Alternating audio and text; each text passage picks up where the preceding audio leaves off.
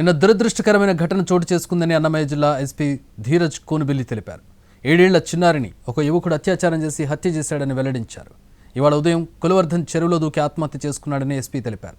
రక్షక వాహనంలో నిందితుడిని అదుపులోకి తీసుకువెళ్తుండగా పోలీసుల నుంచి తప్పించుకుని పారిపోవడానికి ప్రయత్నించి చనిపోయాడని ఎస్పీ తెలిపారు. ఇప్పుడు నో కాస్ట్ కాఫ్ సిరప్ తో 60 రూపాయల విలువ గల ఇన్హేలర్ పూర్తిగా ఉచితం. దెబ్బకి దగ్గు జలుబు మాయం.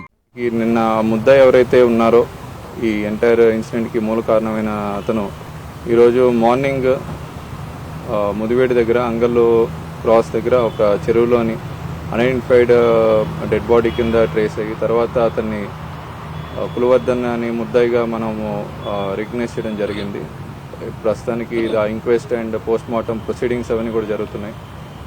యాజ్ పర్ ప్రిలిమినరీ ఇన్ఫర్మేషన్ అతను సూసైడ్ చేసుకొని డ్రౌన్ అయినట్టు తెలుస్తుంది. అండ్ ఫర్దర్ అప్డేట్స్ అన్నీ కూడా మన ఇన్వెస్టిగేషన్ ప్రాసెస్లో రివీల్ అయితే మనం కమ్యూనికేట్ చేస్తామండి. Thank you sir. నిన్న మార్నింగ్ కొంత సమాచారం బయట దొరికాడు మనకి ఏమైందంటే నిన్న మార్నింగ్ మనకి ముద్దాయి ఇంటికి వెళ్ళి మనం డోర్ బ్రేక్ చేసి చూసినప్పుడు ముద్దాయి అండ్ పక్కనే డ్రమ్లోని చనిపోయిన పాప కూడా శవం కూడా లభ్యమైంది. ఆ టైంలోని చుట్టుపక్కల ఒక 50 మంది గ్రామస్తులంతా కూడా గుమిగూడి ఇతన్ని చంపడానికి ప్రయత్నించే సమయంలో మనమే రక్షక వెహికల్ని లో పెట్టి ముద్దాయిని అక్కడి నుండి తీసుకెళ్ళడం జరిగింది.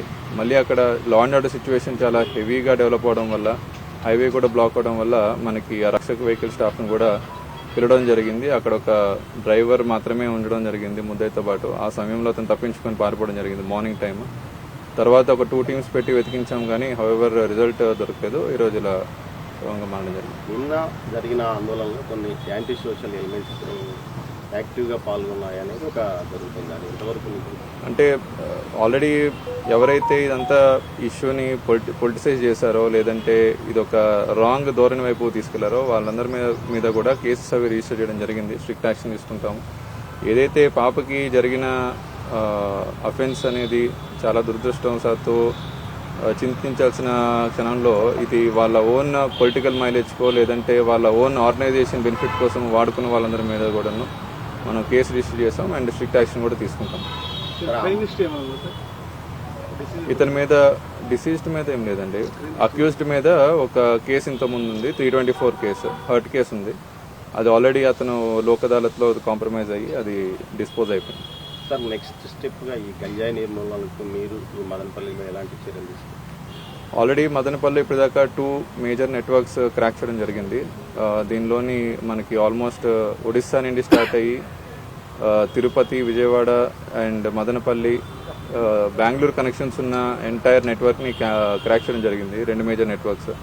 ఫర్దర్గా కూడాను మనము ఇలాంటి నెట్వర్క్స్ కొన్ని క్యాష్ ఆపరేషన్స్ చేసి కొన్ని ఏరియాస్లో ఆల్రెడీ ఉన్నదని ఇప్పుడు ఇన్ఫర్మేషన్ వస్తుంది బయటికి. సో ఆ ఏరియాస్ అన్ని కూడా క్యాష్ ఆపరేషన్ చేసి అక్కడ ముద్దాయిలు కానీ ఎవరైనా కన్జ్యూమర్స్ ఉంటే వాళ్ళని పట్టుకొని డెఫినెట్గా నెట్వర్క్ అంతా క్రాక్ చేస్తాం.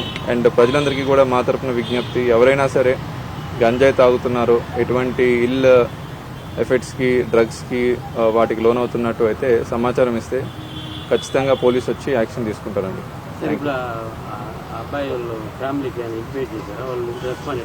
ఆల్రెడీ ఇంటిమేట్ చేశారండి. వాళ్ళ ఫ్యామిలీ మెంబర్స్ కూడా వస్తున్నారు. వాళ్ళ మదర్ ఐ థింక్ బెంగళూరు ఎక్కడ ఉన్నారు బయట, వాళ్ళు కూడా ఇంటిమేట్ చేయడం జరిగింది. వాళ్ళ తరపున వేరే వ్యక్తులు వచ్చి బాడీని ఐడెంటిఫై చేయడం జరిగింది. ఈ పోస్ట్ మార్టం వాళ్ళు వస్తేనే జరుగుతుంది. యా వాళ్ళ in mother presence or family members, close family members presence చేయాలి. ఓకే.